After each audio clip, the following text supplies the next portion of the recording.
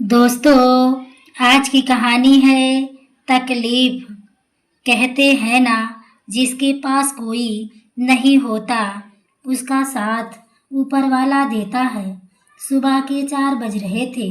Allahabad railway station हल्की धुंध और अनजाने चेहरों की भीड़ में धीरे धीरे जाग रहा था।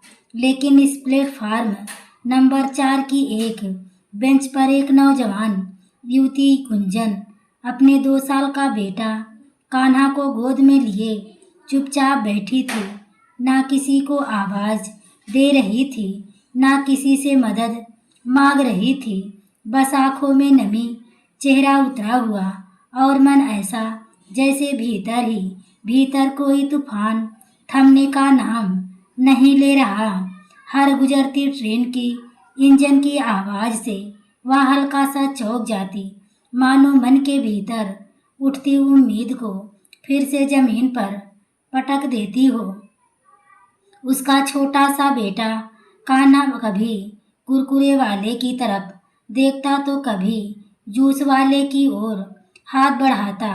गुंजन उसका हाथ थाम कर बस प्यार से कहती, नहीं बेटा, यह नहीं लेना। उसकी आवाज में ममता थी, लेकिन आंखों में वह बेबसी जो एक माँ भूखे बच्चे को देखकर भी कुछ ना कर सकती। इस बेंच से कुछ दूरी पर बैठा 27 साल का शोक हैदराबाद में एक कंपनी में नौकरी करता था और त्योहार मनाकर वापस लौट रहा था। उसने सुबह से ही गुंजन को देखा था, वही काली सी साल ओढ़े बच्चे को सीने से लगाए बैठी युवती को हर बार ट्रेन रुकते ही खड़ी होती और फिर भीड़ देखकर वहीं लौट आती। अशोक की आंखों में बस एक ही सवाल घूम रहा था, कौन है वह युवती जो इतनी तकलीफ में भी अकेली है और इतनी बहादुर भी। जब कान्हा ने तीसरी बार पापड़ की ओर इशारा किया तो अशोक से नहीं रहा गया।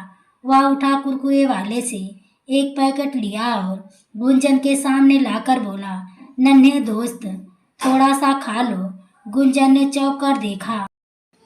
आंखों में सवाल था, गुस्सा नहीं, पर हाँ आत्मसम्मान जरूर झलक रहा था। आपने यह क्यों नहीं लिया? यह बस यूं ही हाथ बढ़ा देता है, इसका पेट भरा है। उसने शांत लेकिन थकी हुई आवाज में कहा, कोई बात नहीं, बच्चे का मन है, थोड़ा सा खा लेगा तो क्या बिगड़ जाएगा। अशोक ने मुस्कुराकर जवाब दिया। गुंजन कुछ नहीं बोली, सिर्फ अपने बेटे को देखने लगी जो कुरकुरे खाते हुए पहली बार उस दिन मुस्कुरा रहा था। और उसी पल अशोक ने जान लिया, यह सिर्फ भूख नहीं, या उसे मासूमियत की मुस्कान है जो शायद बहुत दिन बाद आई है। थोड़ी देर बाद अशोक के पास आकर धीरे से पूछा, आप कहाँ जाना चाहती हैं? सुबह से आपको यहीं बैठा देख रहा हूँ, कोई परेशानी है क्या? गुंजन पहले थोड़ी हिचकी, फिर बोली, मुझे हैदराबाद जाना है, मेरे पास जनरल टिकट है, लेकिन हर ट्रेन में इतनी भीड़ होती है कि बच्चे के साथ चढ़ने की हिम्मत नहीं हो रही। मैं बस सोच रही थी कि कोई ट्रेन कम भीड़ वाली मिले जाए। अरे तो फिर आप चिंता क्यों कर रही हैं? मैं भी हैदराबाद जा रहा हूँ, मेरे पास एसी कोच का टिकट है, मेरे केबिन में जगह है, फिर चलिए साथ में, टीटी से बात कर लूँगा। अशोक ने ईमानदारी से कहा। गुंजन कुछ पल चुप रही, जैसे जिंदगी में पहली बार कोई भरोसे की डोर थाम रहा हो। फिर बोली, पर मेरे पास तो सिर्फ जनरल का टिकट है, अगर टीटी ने कुछ कहा तो मेरे पास पैसे भी नहीं है। आपके पास हिम्मत है और बड़ी चीज़ है, टिकट मैं संभाल लूँगा, आप सिर्फ चलिए। वह हिचकी, लेकिन फिर सिर हिला दिया। शायद अब उसके पास और कोई रास्ता नहीं था। कुछ देर बाद ट्रेन आई। अशोक ने गुंजन का छोटा सा बैग उठाया और उसे एसी कोच तक ले गया। पहली बार ऐसा लग रहा था जैसे किसी ने गुंजन का बोझ सिर्फ बैग नहीं बल्कि दिल का भी हल्का कर दिया। अंदर घुसते ही ठंडी हवा के झोंके से गुंजन सहम गई। इतना ठंडा क्यों है यहाँ? उसने अनायास पूछा। क्योंकि पहली बार आप यहाँ आई हैं, अशोक ने मुस्कुराकर कहा और उसे सीट पर बैठने को कहा। गुंजन अब भी डरी हुई थी। जैसे ही टीटी आया, अशोक ने उसे इशारे से बुलाया और कुछ देर ले जाकर की बात की। गुंजन बस दूर से देखती रही। उसकी आंखों में डर था, लेकिन थोड़ी देर बाद टीटी मुस्कुराकर चला गया। सब ठीक है, अब बस चैन से बैठिए, अशोक ने लौटकर कहा और पहली बार गुंजन की आंखों में राहत की चमक आई। वो बोली, आपने इतना सब किया क्या? क्योंकि आप इंसान हैं, इंसानियत आज भी जिंदा है। उसकी यह बात गुंजन के दिल को छू गई। यात्रा शुरू हुई। ट्रेन की खिड़की से बाहर के अंधेरे को एकटक देखते हुए गुंजन अभी पूरी तरह से निश्चित नहीं हो पाई थी। दिल के अंदर एक डर था, अभी पल रहा था। शायद इसलिए नहीं कि वह कोई नुकसान हो जाएगा, बल्कि इसलिए कि वह इतने समय से खुद को अकेला समझती रही थी और अब अचानक कोई अजनबी नहीं थी, उसके लिए इतना कर रहा था, उसकी परवाह कर रहा था। यहाँ भरोसा करना आसान नहीं था। कुछ देर चुप्पी के बाद अशोक ने धीरे से कहा, अगर बुरा ना माने तो एक बात पूछूं? गुंजन ने उसकी ओर देखा, कुछ कहे बिना सिर हिला दिया। आप इतनी सुबह सुबह इस छोटे बच्चे के साथ अकेले हैदराबाद क्यों जा रही हैं? कुछ परेशानी है क्या? गुंजन की आंखों में कुछ पल को नमी तैर गई, लेकिन शायद वह अब उसकी मन बोलना चाहता था, किसी को अपना दर्द बांटना चाहता था। धीरे धीरे उसने बोलना शुरू किया। मेरी शादी 2.5 साल पहले हुई थी। मेरे पति का नाम रणवीर था, नौकरी करते थे एक प्राइवेट कंपनी में। शुरू में सब ठीक था, लेकिन धीरे धीरे उनकी शराब की आदतें सामने आने लगी। पैसों की तंगी, गालियां और कई बार तो हाथ भी उठा देते थे। कुछ पल के लिए गुंजन रुकी, जैसे शब्दों से नहीं आंखों से बता रही हो कि कितना कुछ सहा है। उसने फिर आगे बोली, जब मेरा बेटा हुआ तो वहाँ कुछ हफ्तों के लिए सुधर से गए, लेकिन एक दिन अचानक बाइक एक्सीडेंट में उनकी मौत हो गई और मैं बिल्कुल अकेली रह गई। मायके वालों ने भी कह दिया कि अब तेरा रिश्ता ससुराल से है, और ससुराल वाले ने साफ कह दिया हमारे बेटे के साथ जो रिश्ता था वही सब कुछ था, अब तू हमारे लिए कोई नहीं। अशोक चुपचाप उसकी बात सुनता रहा, फिर कई सवाल पूछे। फिर गुंजन ने आगे बताया, अब ना छत थी, ना सहारा, ना कोई सुनने वाला। एक दिन गांव की एक जानने वाली दीदी ने बताया कि रणबीर की कंपनी में उसका पीपीएफ और कुछ फंड जमा हो सकता है। बस वही उम्मीद लेकर हैदराबाद जा रही हूँ। यही एक आखिरी कोशिश है। गुंजन की आवाज़ अब थरथराने लगी थी। उसने अपने बेटे के सिर पर हाथ फेरते हुए कहा, या बच्चा मेरा सब कुछ है, मैं इसके लिए कुछ भी कर सकती हूँ, लेकिन अब हिम्मत जवाब दे रही है। अशोक ने अपना हाथ बढ़ाया और कहा, हिम्मत अभी बाकी है और अब आप अकेली नहीं हैं। बस एक वाक्य ने गुंजन को कुछ पल के लिए सुकून दिया। रात अब पूरी तरह गहरा चुकी थी। बाहर खिड़की के उस पार बस कालेपन में स्टेशन की लाइट भागती नजर आ रही थी और केबिन के अंदर 2 अनजाने लोग एक भरोसे में बंधते जा रहे थे।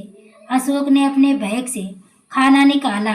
सब्जी पूरी थोड़ा सा खा लीजिए, भूखे पेट हिम्मत भी थक जाती है। गुंजन ने पहले मना किया, फिर अपने बेटे की तरफ देखा तो अब तक उसकी गोद में चुपचाप सो गया था और फिर धीरे से बोली, ठीक है, जरा सी रोटी दे दीजिए। दोनों ने साथ बैठकर खाना खाया। कोई बड़ा कीमती खाना नहीं था, लेकिन उसे साधारण खाने में एक अपनापन था, जैसे उसे एक थाली ने उसके बीच एक दीवार को गिरा दिया हो। रात की आखिरी पहर में दोनों बात करते करते सो गए। अब जब सुबह 4 बजे हैदराबाद रेलवे स्टेशन आया तो अशोक ने चुपचाप कान्हा को गोद में उठाया और बोला, चलिए अब अगला सफ़र जिंदगी का है। स्टेशन की भीड़ अब बढ़ने लगी थी, लेकिन गुंजन के मन में फिर वही सवाल था, अब कहाँ जाऊँ? इतनी सुबह इस बच्चे के साथ कहाँ ठहरूं? अशोक ने कहा, मेरे फ्लैट में आप आराम कर सकती हैं, मैं सामने के कमरे में रहूँगा और सुबह 10 बजे हमें कंपनी में चलेंगे। गुंजन चुप थी। वह जानती थी कि हालात मजबूरी बन चुके हैं, अब किसी के पर भरोसा करने के सिवा कोई रास्ता ना था। सर झुकाकर बस इतना बोली, ठीक है। और वह दोनों स्टेशन से बाहर निकल गए। एक नई सुबह की और नई उम्मीद के साथ। हैदराबाद की सड़कें उस सुबह कुछ ज़्यादा ही शांत थी। चारों ओर हल्की धूप फैलने लगी थी, लेकिन गुंजन के मन में अभी भी बादल छाए थे। वह टैक्सी की खिड़की से बाहर देखे जा रही थी, पर उसका ध्यान कहीं और था। जैसे उसका दिल बार बार पीछे मुड़कर अपने गांव की सूनी चौखट को देख रहा हो और आगे बढ़ने से डर रहा है। अशोक ने उसके चेहरे के बेचैनी को महसूस कर लिया था। जब फ्लैट पहुंचे तो अशोक ने दरवाज़ा खोला और कहा, आप इस कमरे में रहेंगी? और हाँ, चिंता मत कीजिए, मैं बाहर वाले रूम में हूँ, कोई असुविधा नहीं होगी। गुंजन अपने कमरे को देखा। साधारण 2 बेडरूम वाला फ्लैट थोड़ा सा अस्त व्यस्त जरूर था, लेकिन साफ और सुरक्षित था। इस शहर की अनजान भीड़ में अगर कुछ सबसे कीमती था तो वह था सुरक्षित महसूस करना। उसने अपने बेटे को बिस्तर पर लटाया, खुद भी एक कोने में बैठी रही। फिर जाने कब थकान की गोद में सर रखकर सो गई। जब उसकी आँख खुली तब धूप कमरे की खिड़की से अंदर आ रही थी और कान्हा अब भी गहरी नींद में सो रहा था। गुंजन उठी और जैसे उसकी माँ की दी हुई आदतें जाग गई। उसने सबसे पहले अपने आसपास पहले सामान को समेटना शुरू कर दिया। किचन में बर्तन रखे, कमरे में थोड़ा ठीक किया। जैसे तैसे फ्लैट व्यवस्थित होता गया। गुंजन का मन भी थोड़ी देर के लिए व्यवस्थित होता गया। अशोक जब ऑफिस के लिए तैयार होकर निकला तो उसे देखकर थोड़ा चौंका। आपको आराम करना चाहिए, सफाई की क्या जरूरत थी? गुंजन ने धीरे से मुस्कुराकर जवाब दिया, मैं एक औरत हूँ और जब जहाँ रहती हूँ वहाँ गंदगी नहीं देख सकती, आदत है। अशोक कुछ नहीं कह सका। उसकी मुस्कान में जो आत्मसम्मान था, उसने हर शब्द को पीछे छोड़ दिया। उसने जाते जाते गुंजन को कहा, आप आराम से रहिए, दोपहर तक लौटूंगा और फिर हम दोनों कंपनी चलेंगे। दोपहर में जब अशोक लौट कर आया तो गुंजन तैयार थी। उसने अपने बेटे को अच्छे से तैयार किया था। खुद भी सिंपल सी साड़ी, माथे पर हल्की बिंदी लगाए, जैसे फिर से दुनिया के सामने खड़े होने की हिम्मत जुटाई हो। वह दोनों ऑफिस पहुँचे। एक बड़ी कंपनी की इमारत के सामने खड़ी गुंजन थोड़ी सहम गई, लेकिन अशोक ने उसका हाथ नहीं बल्कि उसके आत्मविश्वास को थाम रखा था। अंदर रिसेप्शन पर जाकर अशोक ने मैनेजर मिस्टर से मुलाकात करवाई। सरिया रणबीर की पत्नी है, उनके पति का ईपीएफ क्लेम करना है। मैनेजर ने गुंजन को ऊपर से नीचे देखा। उस पर नजर सहानुभूति कम, शक ज़्यादा थी। देखिए मैडम, आपके पति का अकाउंट हमारे पास है, लेकिन उनके नामनी आपके ससुर हैं, इसलिए क्लेम वही कर सकते हैं। गुंजन के चेहरे की रंगत उड़ गई। मगर वह तो गांव में है, उन्होंने तो मुझे कभी नहीं बताया कि वह नामनी है। मैनेजर ने अपनी कुर्सी पर झुकते हुए कहा, आप नंबर दीजिए, हम कल तक पुष्टि कर देंगे। गुंजन ने नंबर दिया, लेकिन जैसे वह बाहर निकली उसके चेहरे पर एक बेचैनी उतर आई। अशोक ने पूछा, सब ठीक है? गुंजन ने धीरे से कहा, नहीं। मैनेजर की नज़रों में कुछ अजीब था, जैसे वह कोई और बात सोच रहा हो। अशोक समझ गया, कोई बात नहीं, मैं हूं ना, जो भी होगा मिलकर देखेंगे। वह वापस फ्लैट लौट आया, लेकिन उस रात गुंजन सो ना सकी। और सुबह जब फोन बजा तो मिस्टर घोष की आवाज़ आई, आपका फंड आपके ससुर ने निकाल लिया है। वह अगले ही दिन आकर सारा क्लेम ले गए और उन्होंने कहा कि आपको कुछ भी नहीं देना। यह सुनते ही गुंजन का पूरा शरीर कांप उठा। क्या उसकी आंखों से आंसू की धारा बह निकली। मेरे बेटे का भी हक नहीं समझा उन्होंने। मैं किसके लिए लड़ रही हूँ, अब क्या बचा है मेरे पास। वह फूट फूट कर रोने लगी। अशोक ने उसका कंधा थामा। आप अकेली नहीं हैं गुंजन, मैं हूँ आपके साथ, आप यहाँ रहिए, मैं आपके लिए कोई काम तलाश लूँगा। गुंजन कुछ नहीं बोली, बस अपने बेटे को सीने से चिपकाए रोती रही। जैसे उस मासूम की सांस से ही उसे अब उसकी आखिरी उम्मीद थी। दिन बीते गए। गुंजन अब अशोक से फ्लैट में रह रही थी, अपने बेटे कान्हा के साथ एक अलग कमरे में, बिल्कुल एक सीमित दायरे में, बिना किसी उम्मीद के, लेकिन बिना किसी शिकायत की। वह घर संभालती, साफ सफाई करती, समय पर खाना बनाती और बदले में अशोक उसे कुछ नहीं कहता, ना कोई एहसान जताता, ना कोई सवाल पूछता। अशोक का मन भीतर से बदलने लगा था। उसके लिए अब गुंजन सिर्फ वह युवती नहीं रही जो स्टेशन पर बैठी थी, बल्कि वह अब एक मजबूत, माँ, एक ईमानदार इंसान और एक ऐसी औरत थी जिसने अपनी हालत को झुकने नहीं दिया। कान्हा भी अब अशोक से घुल मिल गया था। उसकी गोद में खेलने लगा था, उसकी आने पर दौड़कर दरवाजा खोलता था। एक शाम जब अशोक ऑफिस से लौटा तो देखा कि गुंजन खिड़की के पास बैठी थी, हाथ में कप और चाय, आंखें कहीं बहुत दूर अतीत में डूबी हुई। अशोक ने पास आकर पूछा, क्या सोच रही हो गुंजन? गुंजन मुस्कुरा दी, लेकिन उस मुस्कान में कुछ टूटा हुआ था। बस यही, अब जब माँ जिंदा थी तो वह अक्सर कहा करती थी, बेटा सूरज उगने से पहले सबसे ज्यादा काला होता है। शायद अब वह काली रात खत्म होने वाली है।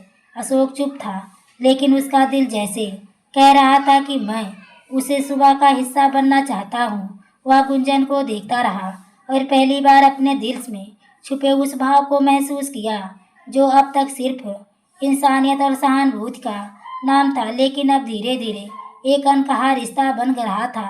कुछ दिनों बाद जब अशोक ऑफिस से देर रात को लौटा तो गुंजन ने पहली बार उसके दरवाजा खोलते हुए कहा, खाना रख दिया है, ठंडा हो गया होगा, लेकिन दिल से बनाया है। अशोक मुस्कुराया, दिल से बनी चीज कभी ठंडी नहीं होती।